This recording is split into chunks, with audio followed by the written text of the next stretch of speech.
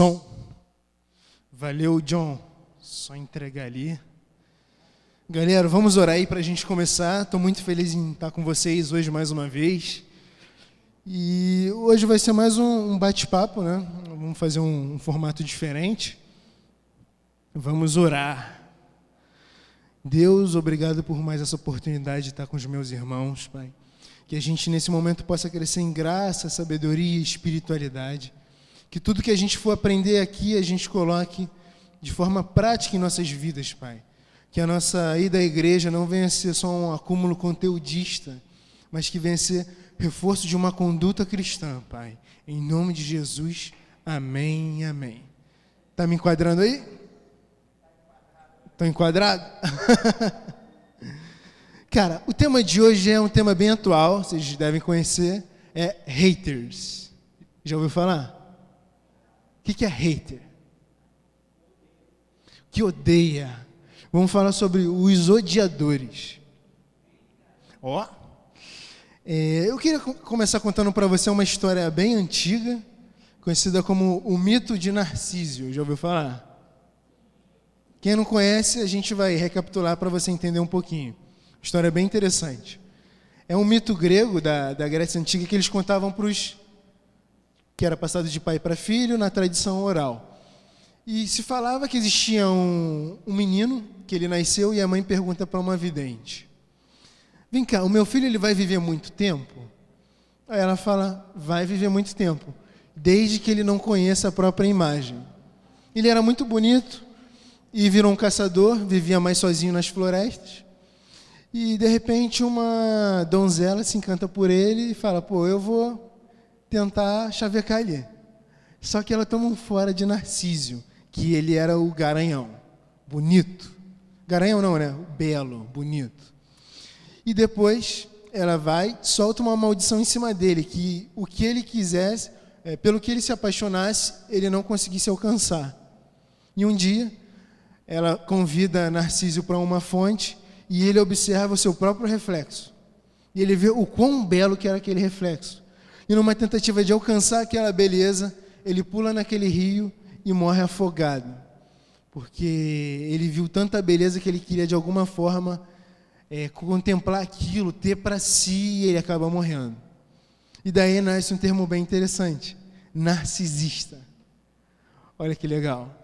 Muitos dos conceitos que a gente tem hoje em dia, eles são muito antigos, mas pelo fato da gente não usar as palavras corretas, a gente acaba perdendo o sentido das coisas. Porque a nossa vida, cara, ela é toda simbólica. Se você andar pela rua, você vai ver um monte de símbolos. E como nós somos cidadãos do Rio de Janeiro, a gente vai entender o que esses símbolos significam.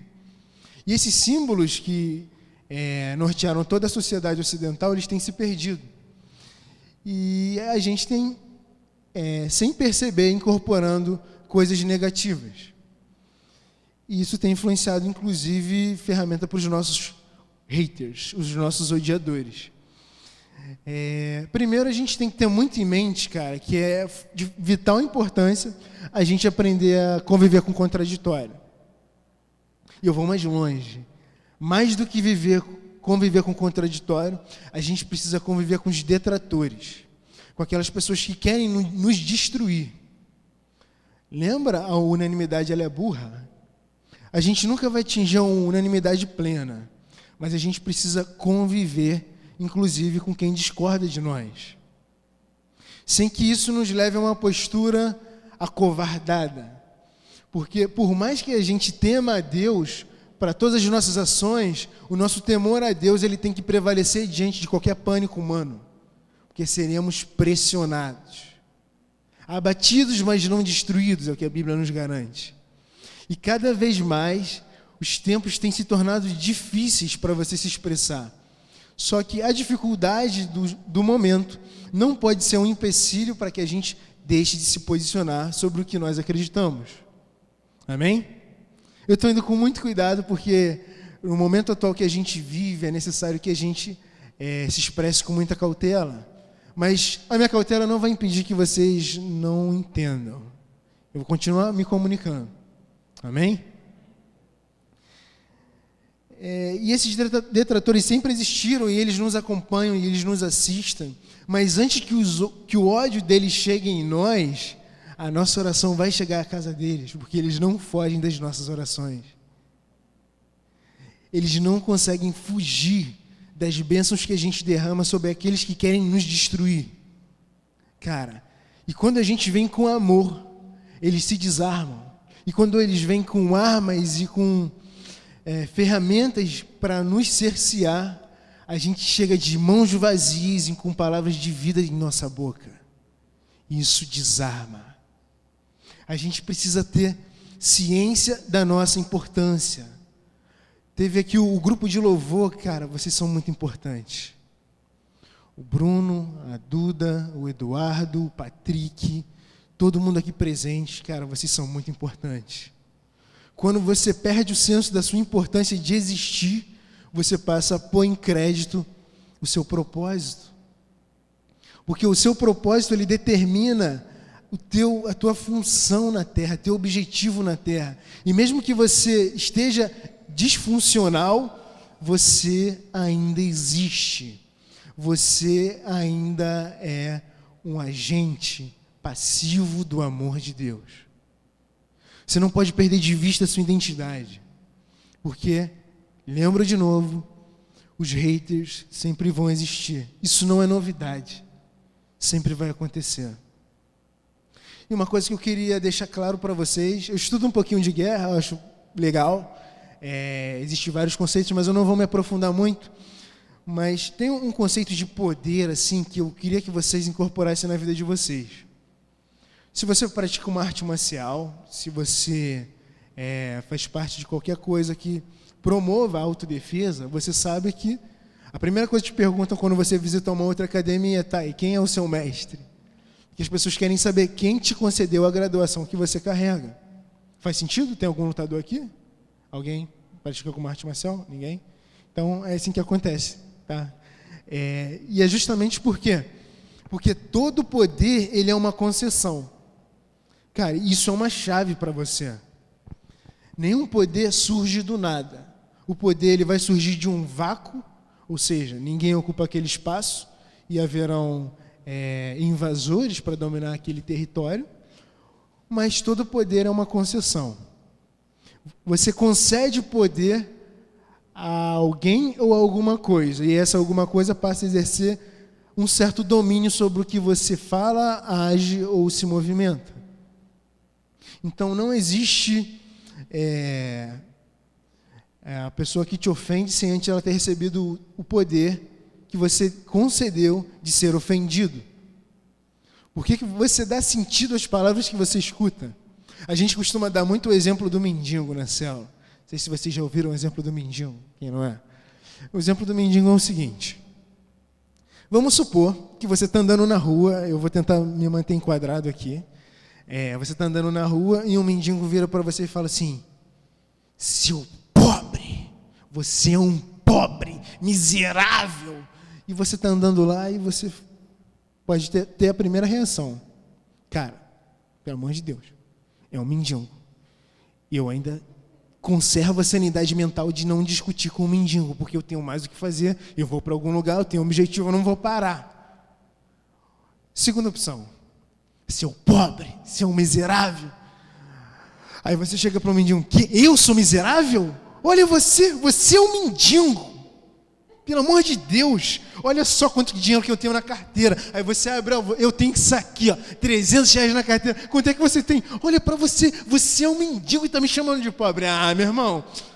E essa é a segunda opção. A terceira opção é a seguinte: o mendigo, você está andando na rua e o mendigo fala a mesma coisa: seu pobre, seu miserável. Aí você para assim e pensa: caraca, irmão, até o mendigo, cara. Por quê? Porque a forma com que você se vê é mais importante do que a informação que você recebe, porque ela é processada pela sua mente a partir da sua autoimagem. Então isso tem que estar muito claro na sua cabeça, porque se você não entender isso, você não vai saber lidar com os haters. Eu dei um exemplo caricato para você entender o conceito. Amém? E outra coisa interessante: o poder de ser ofendido é dado por nós, E toda relevância desperta sentimentos. A partir do momento que você se tornar uma pessoa relevante, cara, indubitavelmente você vai ser atacado e você vai ser elogiado. Você vai ser vítima de tapinhas nas costas e de facadas também. Porque é assim que a vida funciona. Eu não vou fantasiar. É assim que funciona. E a gente precisa estar pronto para isso. E eu vou diferenciar alguns conceitos aqui, que infelizmente a gente acaba se perdendo. Me avisa do tempo aí, que eu esqueci de controlar. Tá? Eu queria que vocês abrissem Mateus 12, 22. Eu queria mostrar para vocês alguns haters que acompanhavam Cristo. Cara, se Cristo era relevante, ele tinha haters.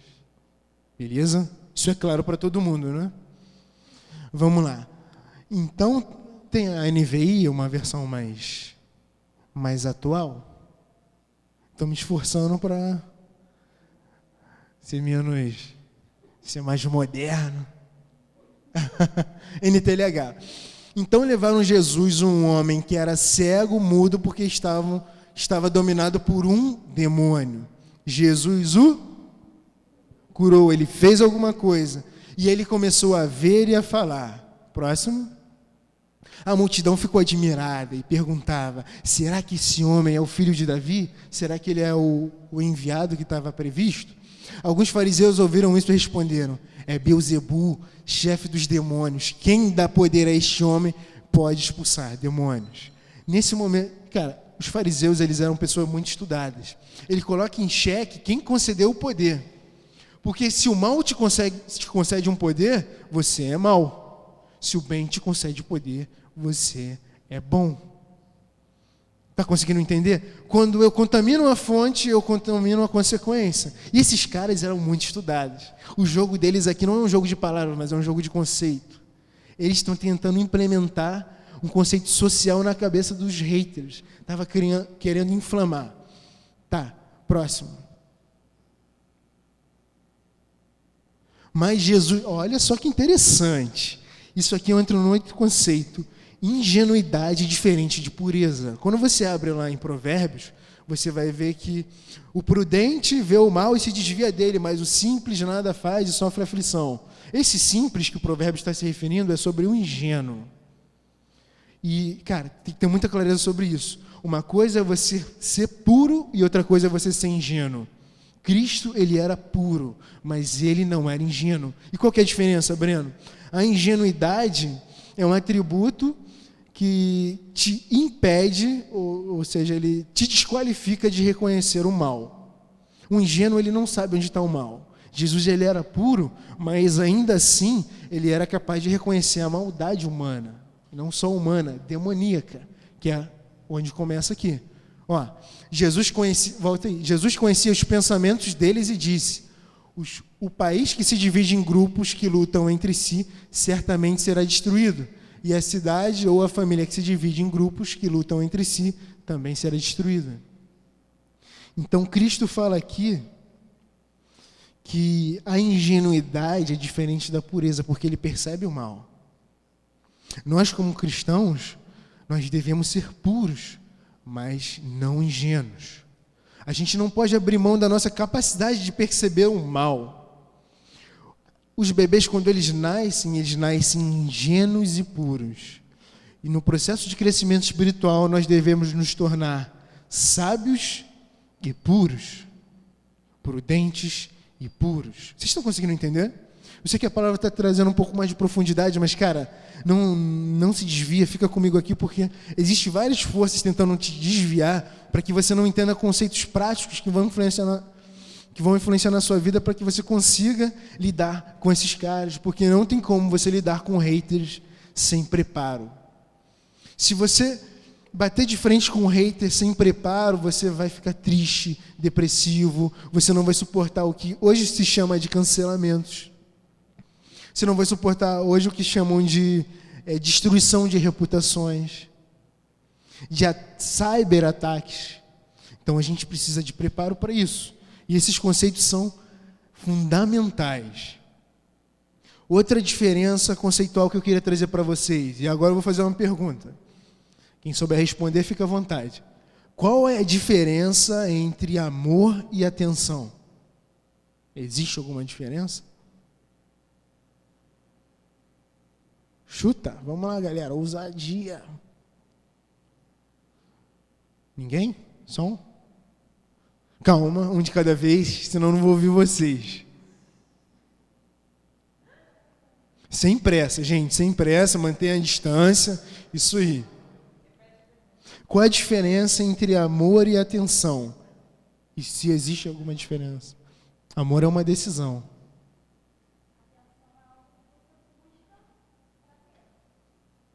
Exatamente. Atenção, qualquer pessoa pode te prover atenção.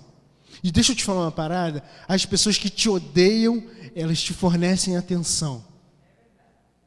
Porque muitas das pessoas que não te amam, elas vão te dar atenção.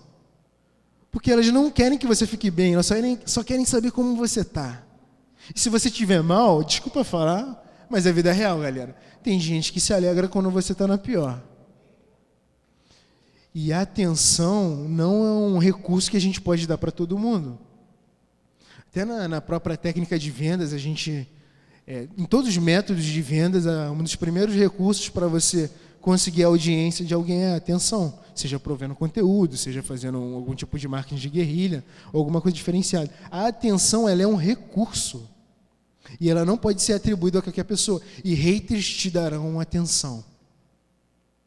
Mas não quer dizer que eles te amem. Porque só ama quem se importa contigo. Agora, dar atenção, qualquer um pode fazer isso. É igual aquele menino que quebra o braço na escola. Todo mundo pergunta como que ele quebrou o braço. Mas ninguém quer ajudar ele a botar uma agulha de tricô e coçar o braço. Não sei se vocês passaram por isso. Enfim, antigamente era normal. Tá, beleza, vou me esforçar para ser mais atual. E outra coisa, conselho é diferente de dica. Cara, quem dá dica? YouTuber dá dica. YouTuber vai te dar várias dicas, entra, você vai ver várias coisas. Mas conselho só dá quem te ama e quem se importa contigo. Conselhos desagradam. Dicas que são mais procedimentares. Não, vou te dar uma dica de, sei lá, como amarrar seu cadastro de uma forma legal. Eu dei o exemplo do cadastro porque eu tenho um pouco de toque com cadastro. Eu evito olhar para cadastros porque me incomoda. Tá? Se vocês puderem esconder o tênis de vocês. Não, mas é sério. Tipo, eu não entendo pessoas que colocam o cadastro por cima, depois por cima. Não. É por cima, depois por baixo, cara. Depois por cima de novo. Depois por baixo. O que isso tem a ver com a palavra? Nada, mas é só um desabafo. Beleza? Percebam o cadastro de vocês. Isso diz muito a respeito sobre a persona... Mentira, não diz nada. Mas, enfim. Tá, vamos lá. Ingenuidade é diferente de pureza. Dica é diferente de conselho. E... abre para mim lá em Mateus 22:15. Foi esse que a gente abriu? Não, foi 2. Abre no 22:15.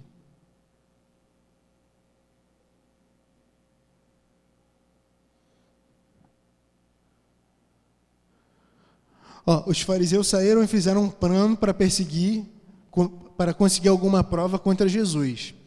Cara, quando você começa a observar os fariseus e você traça um paralelo com Provérbios, você vai ver deles um plano de guerra. O que Provérbios fala? Na multidão de conselhos se faz a guerra. Você precisa se unir para fazer a guerra. Então você vai ver uma série de conceitos de provérbios aplicados contra Jesus. Cara, isso é muito interessante. Mas vamos lá, os fariseus saíram e fizeram um plano para conseguir alguma prova contra Jesus. A multidão de conselheiros. Eles eram um cara de guerra, entendeu?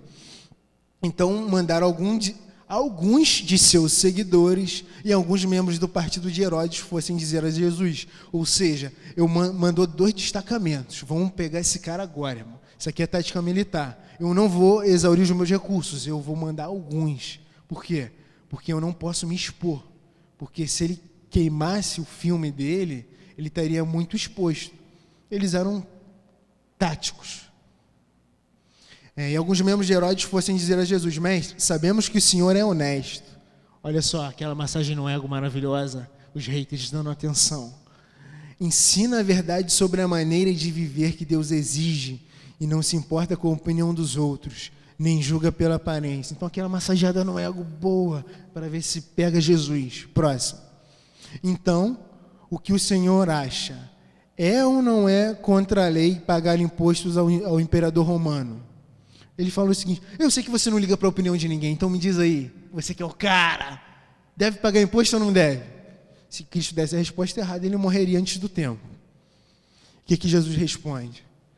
Mas Jesus percebeu a malícia deles e respondeu: olha, ingenuidade diferente de pureza. Ele percebe a maldade, mas não quer dizer que ele é mau. Porque uma coisa é ser ingênuo, outra coisa é ser puro. Cara, isso aí é chave para viver os dias de hoje. Hipócritas, por que é que vocês estão procurando uma prova contra mim? Ó, Jesus pegou no ar. Por quê? Porque ele era sábio. E sabedoria e ingenuidade são antagonistas, entendeu? E passa mais um pouquinho. Tragam a moeda com que se paga o imposto. Trouxeram a moeda. Próximo.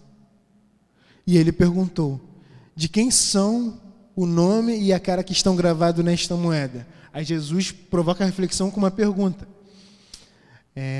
Eles responderam: são do imperador. Então Jesus disse: deem ao imperador o que é do imperador e deem a Deus o que é de Deus.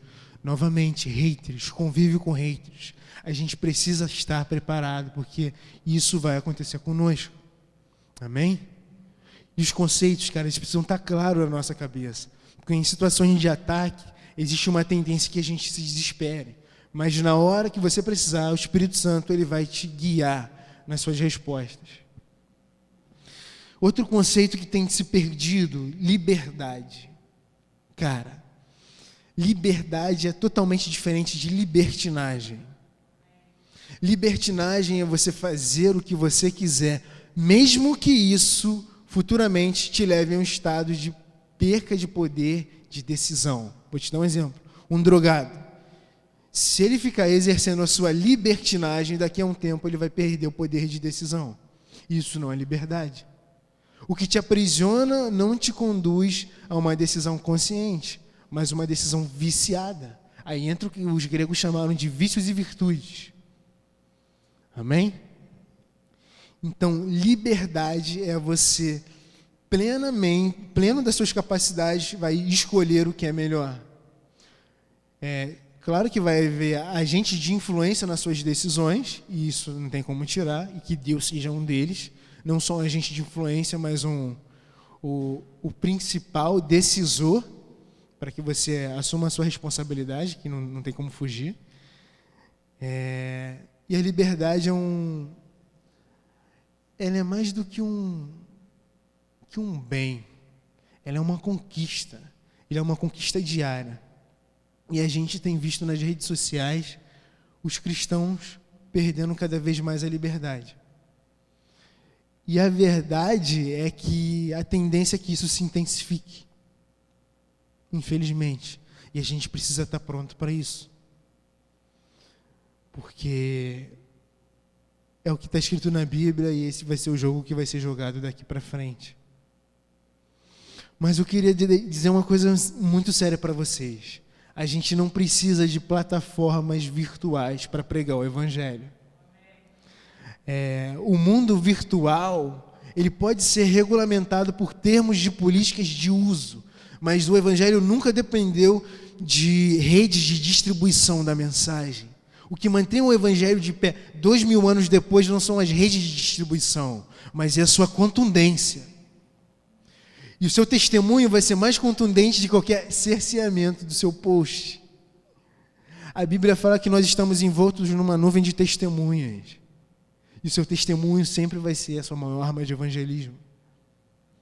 Mesmo que o dono de rede de distribuição não queira que você fale o que você carrega. Mas cair para nós, eles nunca vão impedir que a gente fale o que a gente carrega.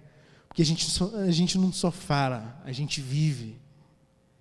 E o que a gente vive é visto e é testemunhado pelos outros. A nossa alegria, a nossa felicidade não é capaz de ser tirada com uma mudança de política de uso, uma restrição de alguém que se julga dono da manifestação de uma opinião. Porque a partir do momento que a gente se torna relevante, a gente precisa ter a responsabilidade e a coragem de desagradar. E vou te falar uma coisa, se tem uma coisa que a Bíblia faz, é desagradar. E se você quiser pregar a Bíblia, você vai ter que desagradar muita gente e repetidas vezes. Precisamos ter essa coragem de desagradar, para que a gente não se perca nos nossos próprios personagens. Existia um fenômeno, antigamente acontecia mais com transtornos de personalidade, né? Acontece com atores, quando o ator ele vai encenar um personagem. Depois pode acontecer com prostitutas que tinham nomes de guerra, que encenavam personagens. E hoje, transtorno de personalidade está acontecendo com todo mundo, porque nós alimentamos personagens virtuais. E as pessoas elas estão confundindo quem elas são com o que elas alimentam. Ali são personagens. Eu não sou o meu Instagram e você não é o seu. E nunca vai ser, porque a gente só vai postar o que a gente quer mostrar. A gente não vai postar o nosso dia a dia completo, que é uma vida de dor, sofrimento e dificuldade. Isso não enganja.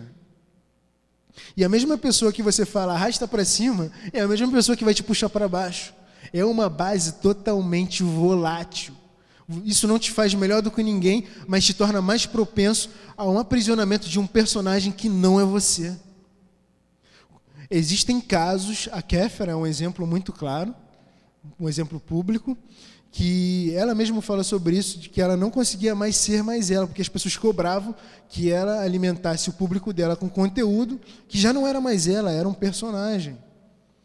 E você vai gerando conteúdo de uma forma que as pessoas passam a se meter na sua vida, porque você não tem mais uma vida, você tem um conteúdo. Você não já mostra a sua vida, você mostra um conteúdo. E a gente vê divórcios acontecendo na rede social, e as pessoas metendo o bedelho como se elas tivessem algum envolvimento naquilo, e causando problemas assim, absurdos. Por quê? Porque elas se julgam parte, não mais de uma vida, mas de um conteúdo. Estão conseguindo entender? A forma de lidar com os haters exige esse nível de preparo. É que é só uma pincelada. Mas as pessoas elas estão buscando fama. E fama não é a mesma coisa que relevância. Fama é você ser conhecido. E vamos para os conceitos gregos. Vamos para os ancestrais. Eles falavam o seguinte. Existe dentro de textos argumentativos, o John é melhor do que eu para falar sobre isso, o que a gente chama de argumentos de autoridade.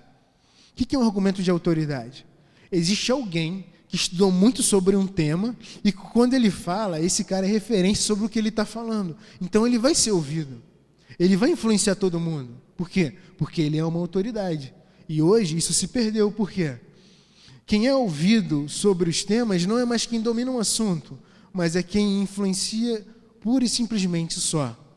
Nem que para isso, ela desconhece o tema. Não é necessário mais você conhecer alguma coisa. Só é necessário você enganjar. Pessoas enganjadas são ouvidas, não são mais as autoridades. E isso tem que ser levado em consideração. E a gente tem que ter muito cuidado com isso. Amém? Estão entendendo? Que bom. Omissão também é um posicionamento. A gente, como cristão, precisamos exercer os nossos direitos. A manifestação da opinião, manifestação religiosa e posicionamento social. É fundamental que a gente exerça esse direito. Sabe por quê? Porque, como diz, existe não sei se eu vou falar certo ditado, mas a justiça não socorre os preguiçosos. É isso aí mesmo, né? Meio que uma verdade do direito. A justiça não socorre os preguiçosos. Então, se você abrir mão de um direito que é seu, e já você não usa mais, quem regula aquele direito vai te cercear, porque se você não usa, não é preciso você ter. Amém? Então, é preciso que a gente se posicione com sabedoria sobre as coisas que a gente acredita. E que esses espaços sejam ocupados pelo amor de Deus. Pela verdade de Deus, pela essa verdade que ampara, cara. Porque o amor que a gente entrega constrange. As próprias pessoas que batem, elas se dão conta de que elas estão exagerando. De não, peraí, eu acho que eu estou passando um pouco do ponto. Ele está falando que aquela verdade liberta e ajuda muita gente. Talvez eu esteja interpretando errado. Talvez eu esteja com muitas pedras nas mãos. E é o que Jesus fala. Cadê os seus acusadores, mulher? Cadê os seus haters, mulher? Não os vejo mais. Então vai e não peques mais. Mas não é uma postura de... Jesus, ele não larga a mulher e vai perseguir os haters e pega uma espada, não. Ele liberta todos num único cenário. Todos são libertos. Por quê? Porque o objetivo não é destruir, mas é libertar. Porque se você destruir, como você liberta algo que já não tem mais vida? E, cara, o amor carrega consigo a correção. Não tem como você praticar o amor sem praticar a correção. Então, Cristo, enquanto nos dá vida, nos corrige nesse processo. Ele aviva e corrige. Esse é o processo. E seremos atacados, seremos perseguidos, seremos mal falados, mas precisamos estar prontos. E a gente precisa estar unido. No último batismo que a gente foi, eu até conversei com uma das batizandas, eu falei, tá vendo isso aqui? Ela foi às águas. Antigamente, na igreja primitiva, quando uma pessoa descia às águas, não só ela estava falando publicamente que ela aceitava Jesus como seu Senhor e Salvador, mas ela também estava falando publicamente para os haters, lembra que eles acompanham? Que acompanhavam Jesus, eles acompanhavam os batismos. Estava dizendo publicamente que a perseguição que está sobre os meus irmãos também recai sobre mim. Então, o batismo na igreja primitiva também era um risco à sua própria vida. E o cristianismo ele só conseguiu se propagar e não conseguiu ser morto todos porque pessoas davam a própria vida para que a mensagem continuasse sendo espalhada. Porque se um dedurasse o outro, rapidamente aquilo se extinguiria no início. Então é fundamental, porque o amor ele é o bojo do cristianismo. E não existe sociedade sem princípios. Os princípios cristãos, graças a Deus, ainda permeiam a sociedade brasileira, que é uma sociedade de paz, e que em nome de Jesus continue sendo uma sociedade de paz. Não existe uma sociedade sem crença. Se retirarem o cristianismo por meio de uma ação desconstrutivista, nós não temos ideia do que pode entrar no lugar. E observamos, a nível internacional, coisas péssimas e perigosíssimas acontecendo quando bojos de crenças cristãs e de liberdade são tiradas. Nós não temos controle sobre o que será colocado no lugar. Então, muito cuidado quando nós paramos de pensar e apoiamos movimentos de desconstrução, porque a gente pode estar indo contra processos que Deus planejou. É como você fala mal de outra igreja permanecendo em uma. Você já parou para pensar que você está indo contra um projeto de Deus? Então a gente tem que ter muito cuidado, cara. Muita cautela. Porque as pessoas que pregam a desconstrução, elas não falam o que elas querem colocar no lugar, mas elas são convictas do que elas querem tirar. E elas não medem as consequências dessas ações. Então, é preciso ter muito cuidado,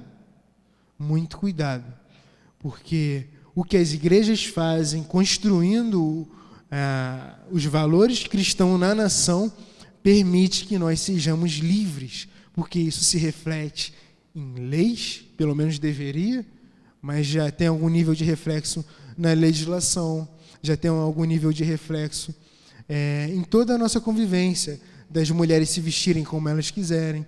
Então é muito importante para que a sociedade ela seja funcional. Ninguém quer obrigar ninguém a fazer alguma coisa que não queira. A gente quer que todos sejam livres para usufruir da sua liberdade, porque ninguém é obrigado a ser cristão. E se tem uma coisa que é defendida, é a liberdade, para que você seja ou não cristão.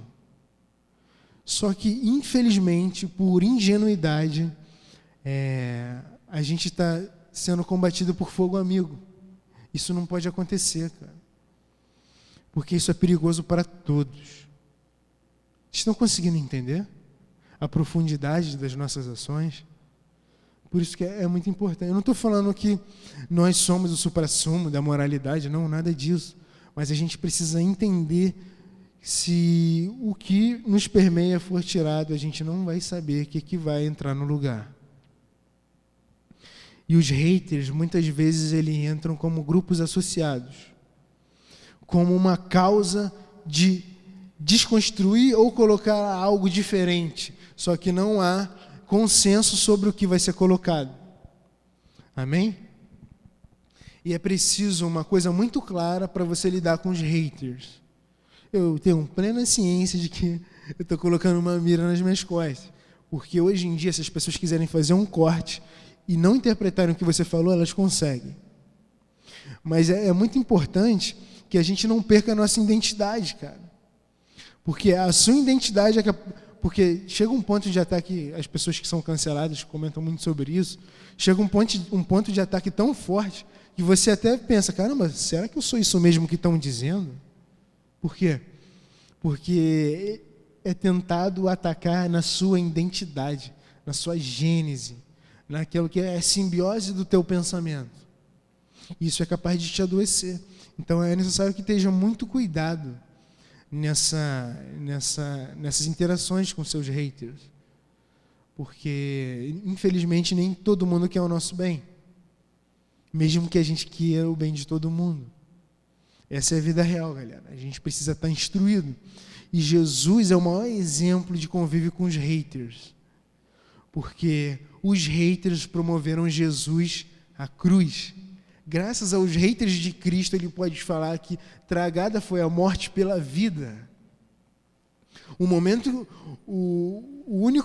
dos únicos momentos, né, que Jesus está num relevo superior aos outros é quando ele está sendo crucificado, nu, em humilhação perante todos.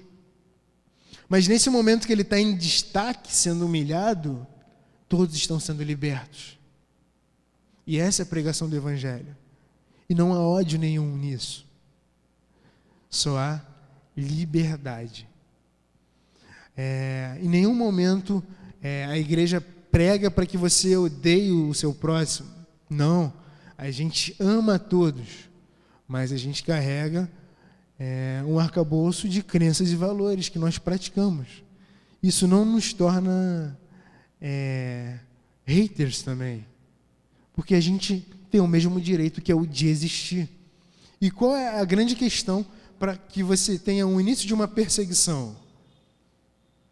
Vamos pegar a Segunda Guerra Mundial. Se eu quero perseguir um segmento social, o que eu faço? Primeira coisa, eu estou ensinando a fazer, hein? Eles já sabem, mas fica de revisão aí, se quiser. Eu vou te desumanizar para que eu justifique uma perseguição. Os judeus, na pré-Segunda Guerra Mundial, eles já eram chamados de ratos. Vem cá. Qual é o problema de você matar um ser humano? Todos. Agora, qual é o problema de você matar um rato? Entende? Esse é o jogo. Qual é o problema de você matar um ser humano? Todos. Mas qual é o problema de você matar o que eles chamam hoje de fundamentalistas? Aí eu já entro num processo que eu começo a justificar um absurdo que retrata o início de uma perseguição. Já são passos de avanços que estamos sofrendo haters. E a gente precisa estar próximo mais do que nunca de Deus, para que a gente possa suportar expressões em amor, porque em 1 Coríntios 13 fala que o amor tudo suporta, não se envaidece. Precisamos suportar essas pressões. A Bíblia fala, bem-aventurados que são perseguidos pela justiça do meu nome. A gente vai ser perseguido pela justiça do nome de Cristo, não pela nossa própria imbecilidade. Não por qualquer coisa. É por levar a palavra de Deus e seremos felizes por isso. Amém? Eu estou sendo muito cauteloso, mais do que o convencional, porque é uma palavra que hoje ela demanda uma certa sensibilidade na sua exposição. Ela foi construída toda de forma diferente. Por quê? Já existe um certo cerceamento de você falar o que é pecado, de você nomear pecados. Porque quando a gente nomeia pecados, a gente não cita pessoas, mas a gente classifica conduta. E toda pessoa é plena de mudar o nível de conduta. Mentira é um pecado. Cobiça é um pecado. Imoralidade sexual é um pecado. E tudo isso a gente precisa ter liberdade de falar. Porque as pessoas que largaram o pecado, existe uma constatação bem legal. Elas se tornaram mais felizes. Se tornaram mais felizes. E contra fatos não há argumento. Deixa eu te falar, Jesus, quando ele veio à Terra, ele não veio para ser um filósofo, um teórico. Ele não veio à Terra para ser um argumentador. Ele veio à Terra para ser o amor. E qual argumento vence o amor? Nenhum. Porque o amor é irrefutável. Se a gente está trabalhando no campo dialético, o que refuta um amor? O que refuta um Deus que, estando na sua soberania, se esvazia de si e vem à Terra para libertar pecadores e, deixando de ser o filho único, se torna o primogênito entre os demais filhos? Amém? Esse é o discurso do Evangelho, puro e simples, o amor. Entendeu? E contra o amor não há argumento. Contra Cristo não há argumento. Porque se você matar um cristão, Cristo não vai deixar de atuar pela morte cristã, que não para, infelizmente. Nos países que há perseguição continuam acontecendo, mas isso não impede o agir de Deus e essas pessoas de serem alcançadas. Amém? Essas são algumas ferramentas que eu deixei com vocês para estarem lidando com haters. É um assunto delicado, mas espero que vocês pratiquem na vida de vocês e não embaralhem esses conceitos aqui. Amor é diferente de atenção, dica é diferente de conselho, ingenuidade é diferente de pureza, liberdade é diferente de libertinagem, omissão é um posicionamento e fama é diferente de relevância. E Jesus é diferente de argumento. Jesus é igual a amor. Ele não vem a nível racional fazer as coisas, mas ele vem mudar não a sua estética, mas a sua genética de quem ele quer que você se torne. Ele vem para trazer felicidade, e a felicidade ele tem um fim em si mesmo, como diziam os filósofos gregos. Se eu te perguntar para que você quer ganhar 10 milhões, você vai me responder para comprar um carro, para fazer uma viagem ou para fazer alguma coisa. Mas se eu te perguntar, tá, e para que você quer ser feliz? Não existe uma resposta para isso, porque ela é um fim em si mesmo. E Deus, ele fala, bem-aventurado aqueles que... Por quê? Porque é do propósito de Deus que a sua felicidade também seja contemplada. Amém? E viver o cristianismo não é viver uma vida monótona, é viver uma aventura. A gente não sabe o que vai acontecer amanhã, a gente não sabe se o cenário vai melhorar ou se vai piorar, mas o que a gente sabe é que Deus nos ama, independente da circunstância. E que a partir disso, a gente vai amá-lo, independente do contexto. Amém? Então, vamos orar para a gente encerrar, chamar os levitas. Cara, vocês são muito importantes. Vocês não têm ideia.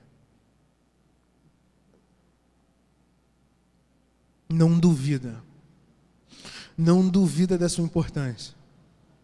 Porque a Bíblia, ela não é só palavras.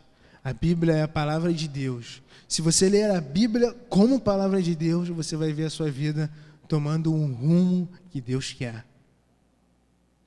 Amém?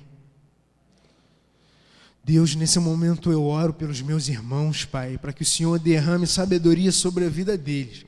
Porque a sua palavra diz que todo aquele que pede sabedoria, o Senhor dá liberalmente, Pai. E que nesse momento se receba a sabedoria sobre todas as vidas aqui presentes, sobre todas as vidas que estão nos assistindo, Pai. Nós oramos para que os nossos haters também se apaixonem por você. e também congreguem conosco, Pai. E que eles entendam que nós não queremos destruí-los,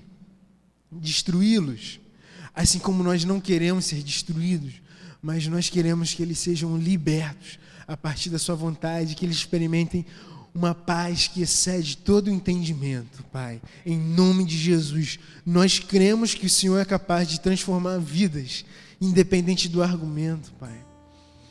Nós não precisamos de argumentos, de teorias, Pai, porque a ação do Espírito Santo é o suficiente para agir e transformar esses corações, Pai. Em nome de Jesus, a sua palavra diz que o Senhor vai tirar o coração de pedra e dar um coração de carne, Pai. Em nome de Jesus, Deus, em nome de Jesus, abençoe cada colaborador aqui, Pai, a mídia, a porta, os visitantes, os membros, porque nós fazemos parte do corpo, independente da nossa função.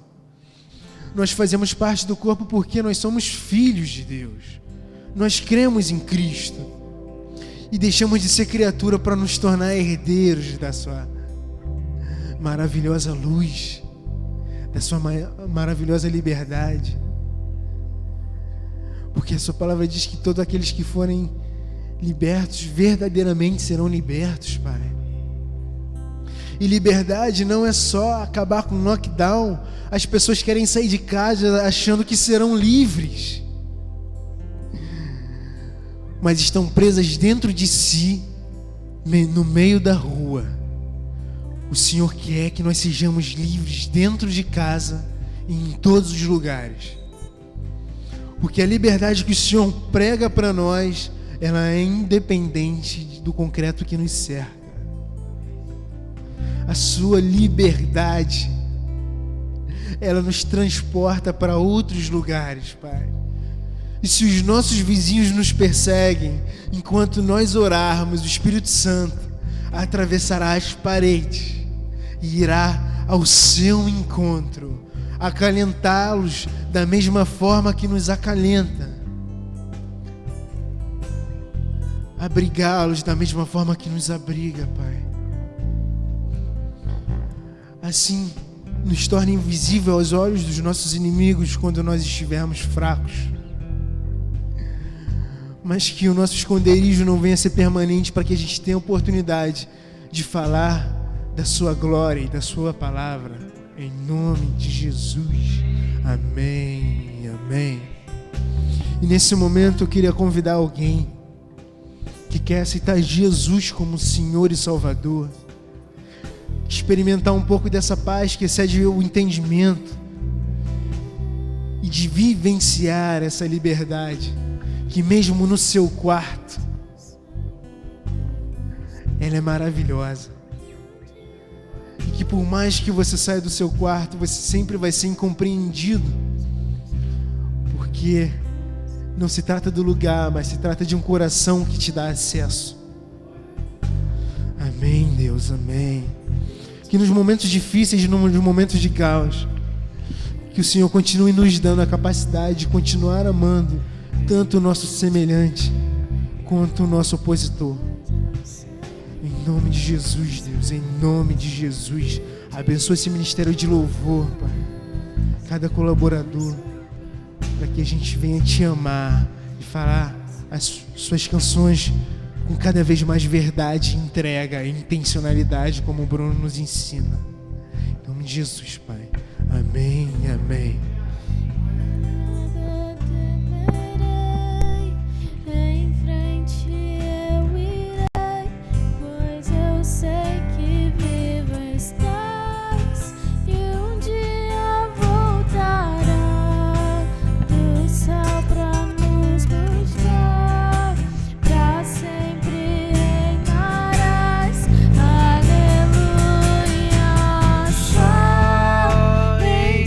Confia.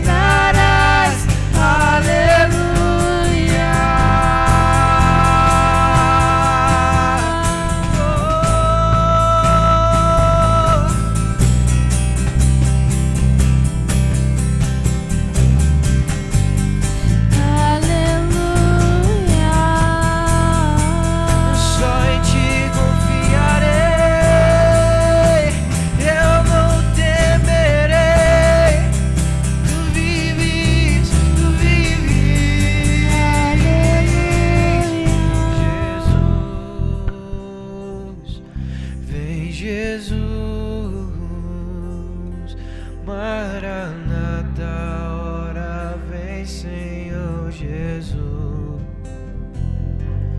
Vem, Jesus. Vem, Jesus. Maranata, hora vem, Senhor Jesus. Vem, Jesus.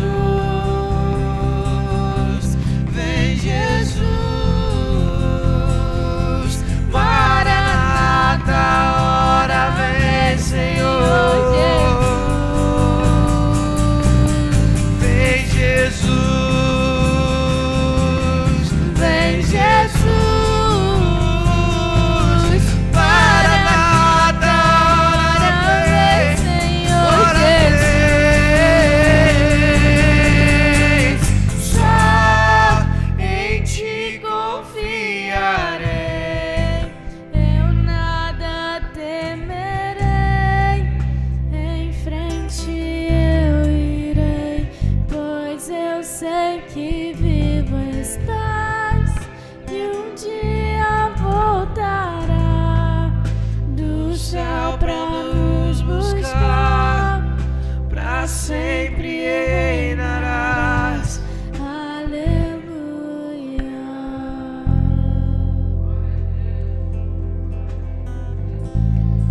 Aplauda o nome dele nessa noite. Aleluia. Meus amigos, esse foi mais um Arena. Que o seu coração esteja bem feliz, que você guarde essa mensagem e que nos momentos difíceis você possa lembrar de quem você é, daquilo que Jesus disse sobre você, que você possa permanecer. Conte conosco, né? Somos uma família e juntos nós vamos vencer esse mundo. Amém? Queria orar para fechar. Jesus, obrigado por esse culto, obrigado por mais uma Arena, obrigado pelo teu amor e a tua graça que se manifestou. Pai, que o nosso coração seja uma terra fértil e que a sua palavra possa germinar, gerar frutos que possam, sabe, de realmente trazer testemunhos para este mundo, que é, como o nosso irmão Breno disse, o que nós temos de mais forte não é os meios, não é a internet, mas sim o que nós vivemos. Que nós possamos transparecer esse amor aonde nós estivermos. Obrigado, Pai, por cada um que está aqui. Obrigado pela vida do Breno. E que o amor e a tua graça cresça cada vez mais no nosso meio, na nossa comunidade. Em nome de Jesus. Amém.